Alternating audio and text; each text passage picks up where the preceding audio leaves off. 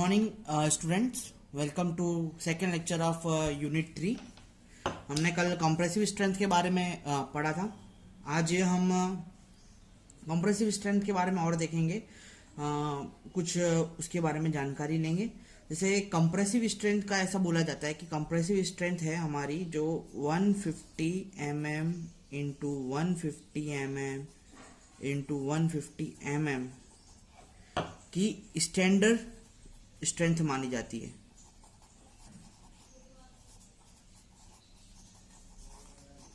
मतलब अगर मैं ये क्यूब कास्ट करता हूं तो मुझे स्टैंडर्ड स्ट्रेंथ प्रोवाइड होगी, ठीक है।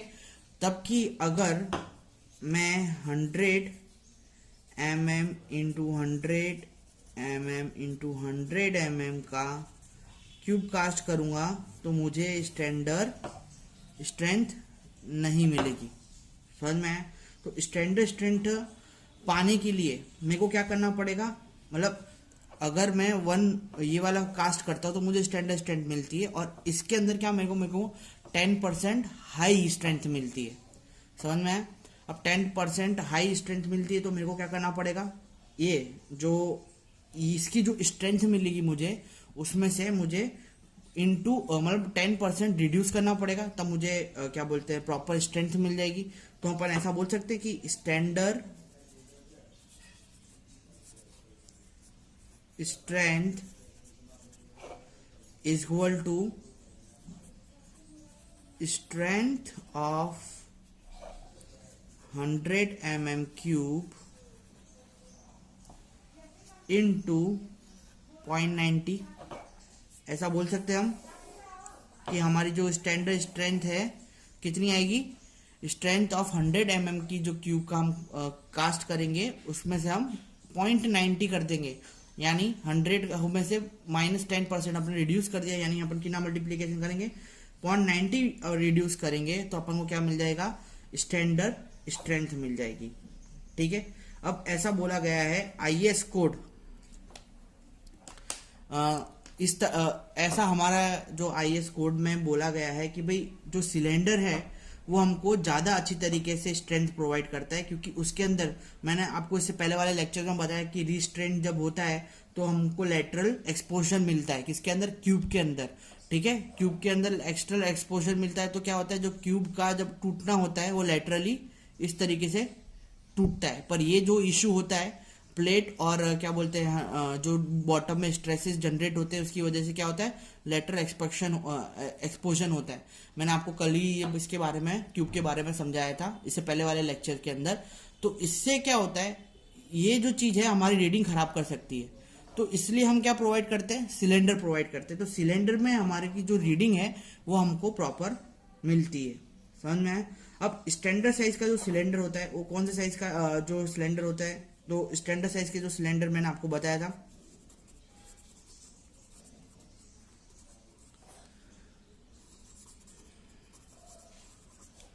उसका जो डायामीटर होता है वो कितने का होता है, 150 mm का होता है।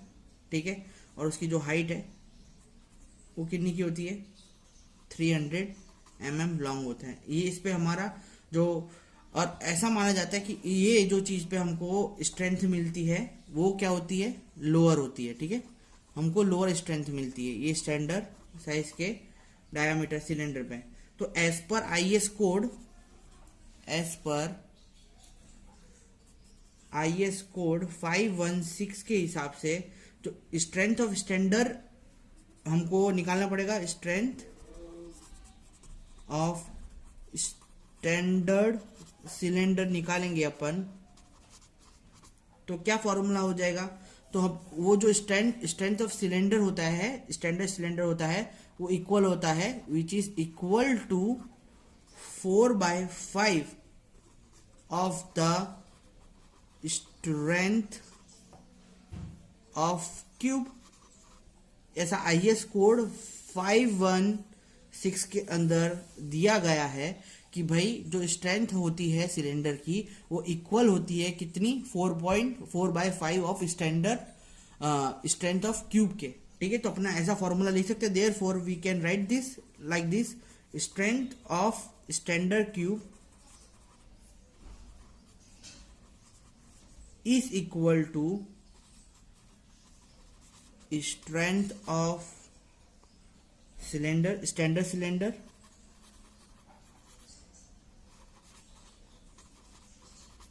Divided by 0.80। हम ऐसा लिख सकते हैं,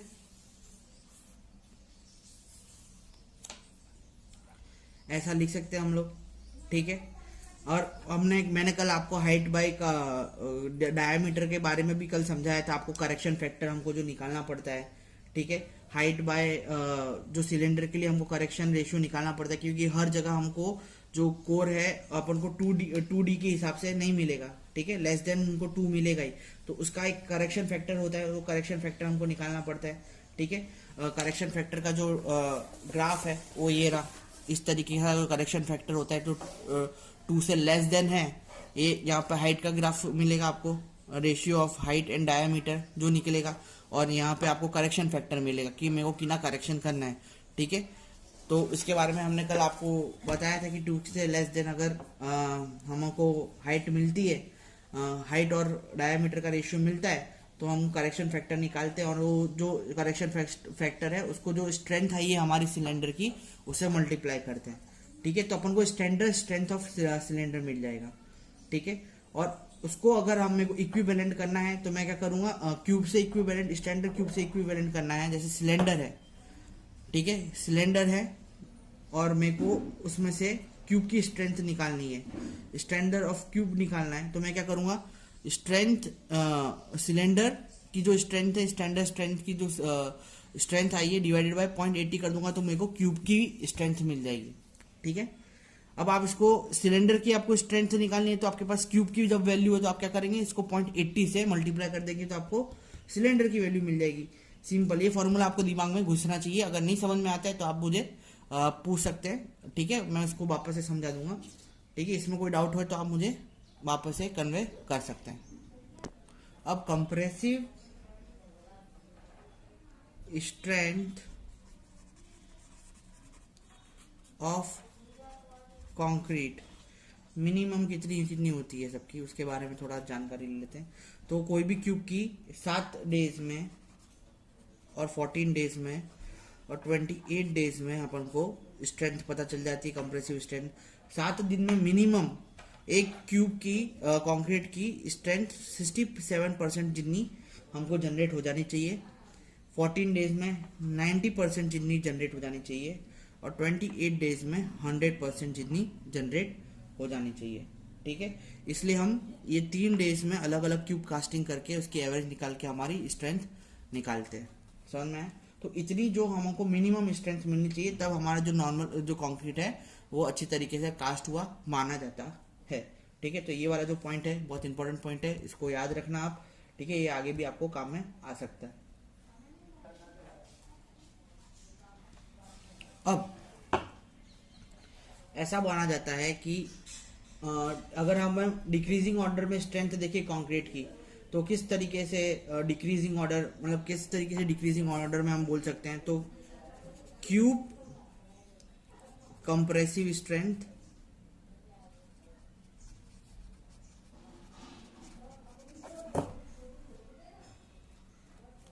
इससे कम आपको मिलेगा सिलेंडर की compressive strength,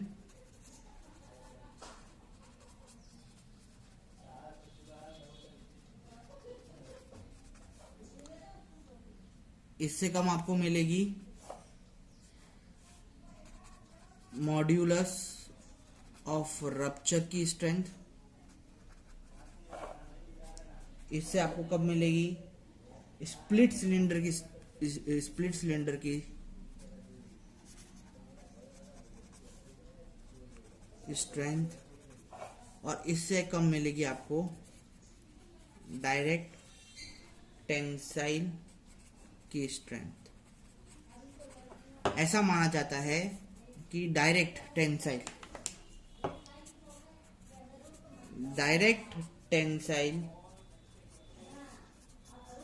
strength is equal to 50% of modulus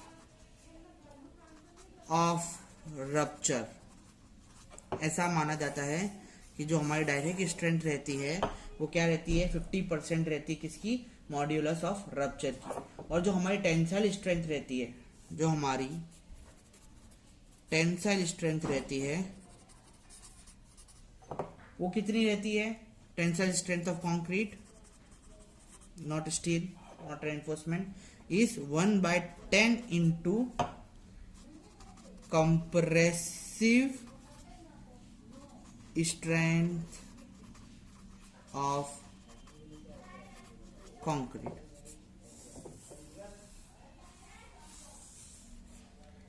समझ में आया? ये कुछ कुछ चीजें हैं जो खोज करी गई है, हमारे लिए बहुत काम की है।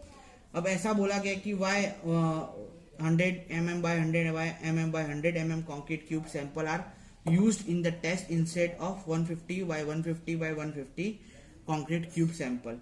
तो इसके अंदर ऐसा होता है कि भाई जो कंप्रेसिव स्ट्रेंथ होती है 150 by 150 by 150 की, तो वो अपन उसके अंदर 50 मेगा पास्कल जितना, फॉर नॉर्मल कंक्रीट के लिए अपन 50 मेगा पास्कल जितना स्ट्रेंथ अप्लाई कर सकते हैं, ठीक है। पर मेरे को उससे ज्यादा स्ट्रेंथ का कंक्रीट चाहिए, 100 मेगा पास्कल का स्ट्रेंथ का कंक्रीट चाहिए, तो मैं क्या कर सकता हूँ, मतलब 200 किलो न्यूटन जीतने का मेरे को लोड अप्लाई करना है मशीन के अंदर, तो मैं 150 बाई 150 में मेरे को वो सफिशिएंट क्रशिंग स्ट्रेंथ नहीं मिलेगी जितनी मुझे वही स्ट्रेंथ किस पे मिल जाएगी, 100 बाय 100 बाय 100 mm पे मिल जाएगी, ठीक है।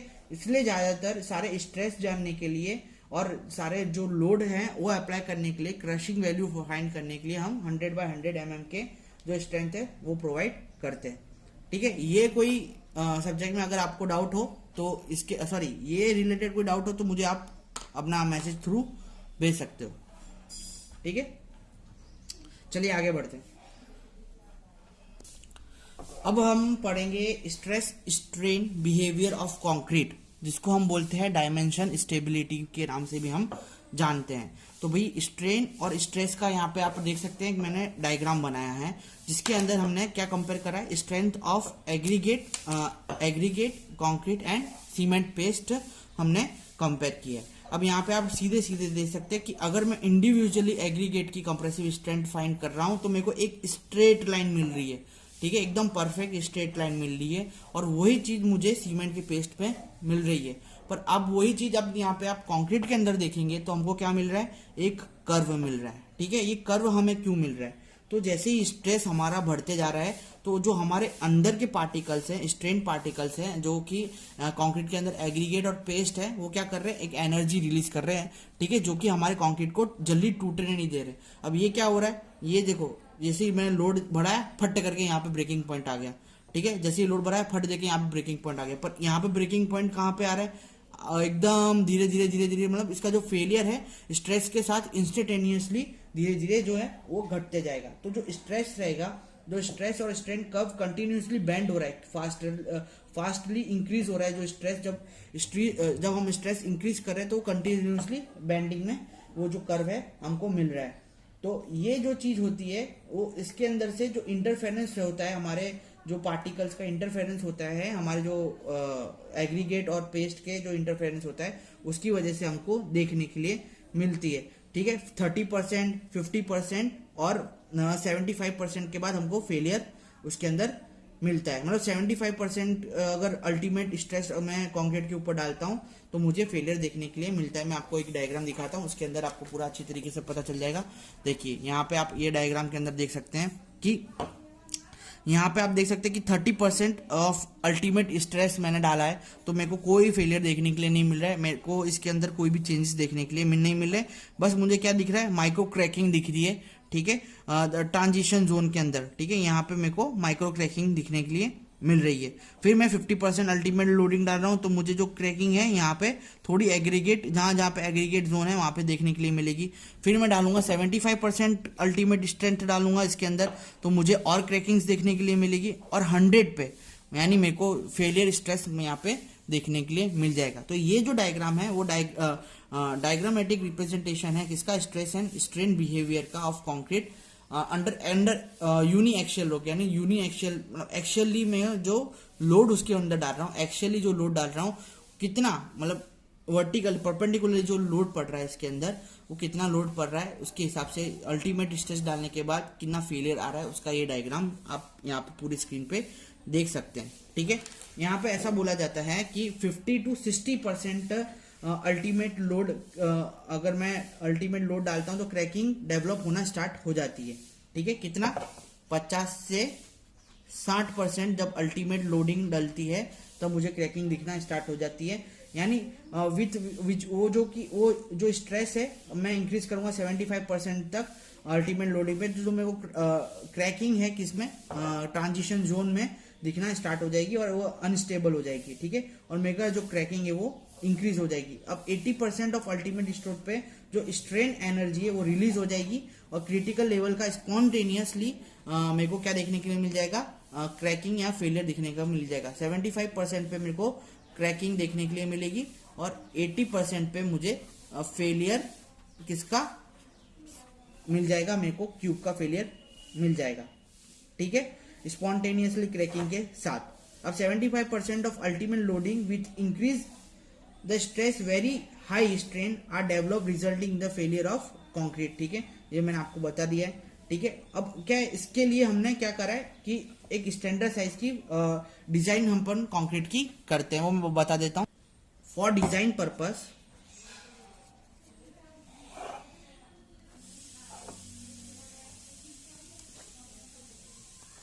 फॉर डिजाइन पर्पस, ठीक है, हम क्या करते हैं, जो हमारा कंक्रीट की जो स्ट्रेंथ है, कंप्रेसिव स्ट्रेंथ ऑफ कंक्रीट है, ठीक है, वो हम एज्यूम करते हैं कितनी 0.67 टाइम्स देन करेक्टर स्ट्रेंथ। जो करेक्टर स्टिक स्ट्रेंथ दी हुई है उसकी, उसे 0.67 टाइम वो हायर रहेगी। और पार्शियल सेफ्टी फैक्टर हम लेते हैं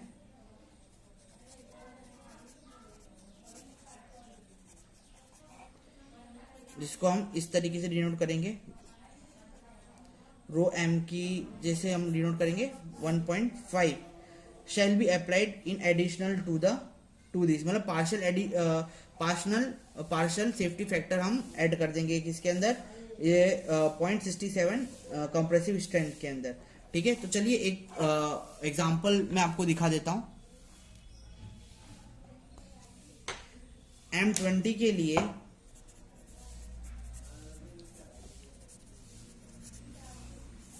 M20 ग्रेड के लिए अगर मेरे को डिजाइन स्ट्रेंथ निकालनी है तो मैं कैसे निकालूंगा, तो उसका एक फॉर्मूला है 0.67 FCK divided by gamma M। अब FCK क्या है, आपने ये पढ़ा होगा, FCK क्या होता है, जो ग्रेड होता है। हमारे यहाँ पे ग्रेड कंक्रीट का कितना है 20 है, तो हमारा FCK कितना हो गया 20 हो गया। ठीक है, और हमारा जो पार्शियल सेफ्टी फैक्टर है हमारे पास कितना है, वो यहाँ पे आ जाएगा। तो 0.67 इंटू 20 इंटू आप 1.5 करेंगे। फटाफट मुझे कैलकुलेशन बताइए इसकी कितनी होती है, आपने कैलसी में एक निकाल के करना। इसकी जो हमारी कैलकुलेशन अप्रोक्सीमेटली आएगी वो आएगी 8.93 न्यूटन पर mm स्क्वायर। ठीक है, इसमें हमारी जो कैलकुलेशन वो आएगी और इसको डिजाइन स्ट्रेंथ को अपन FD से डिनोट भी कर सकते हैं। तो इस तरीके से हमको हमारी डिजाइन स्ट्रेंथ मिल जाएगी कंक्रीट की। ठीक है, अब मैक्सिमम स्ट्रेस और strength of concrete is outmost compressive fibre is taken 0.003 in bending. ठीक है, क्या लेता है अपन, जो मैक्सिमम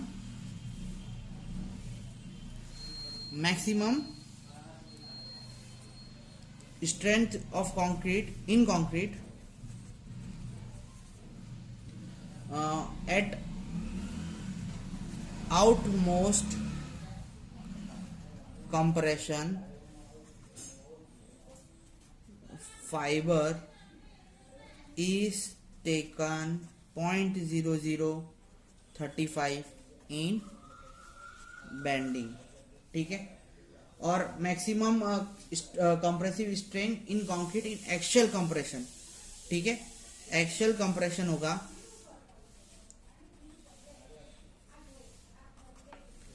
तो हम कितने लेंगे 0.002 लेंगे, ये याद रखना।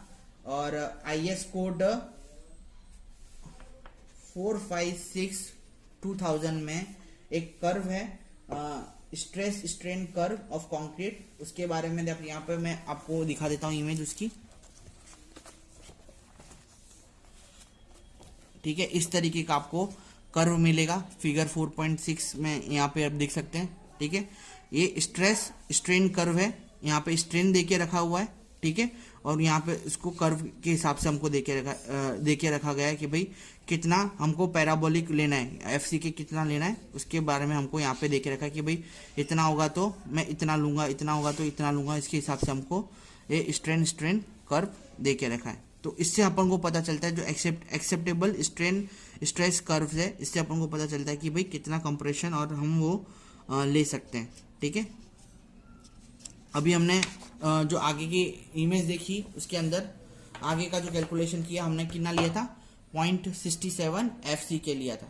ठीक है, और उसके हिसाब से ये अपन जो स्ट्रेस है ये अपने डिसाइड करते कि भाई 0.67 FC के लेंगे कि FC के लेंगे या 0.67 FC के बाय गामा M लेंगे। तो इससे हम क्या डिजाइन करते हैं, स्ट्रेस स्ट्रेन कर्व से हमको डिजाइन पता चलती है कि डिजाइन ऑफ स्ट्रेंथ क्या रहने वाली है। ठीक है, तो आज का लेक्चर हम यहीं तक ही रखते हैं। ठीक है, कल नए लेक्चर्स के साथ मैं आपको मिलूंगा, उसके अंदर हम पढ़ेंगे टेंसाइल स्ट्रेंथ के बारे में। तब तक के लिए ये लेक्चर में अगर कोई डाउट है तो आप मुझे फ़ोन करके पूछ सकते हैं। ठीक है, शुक्रिया for seeing this lecture, bye bye.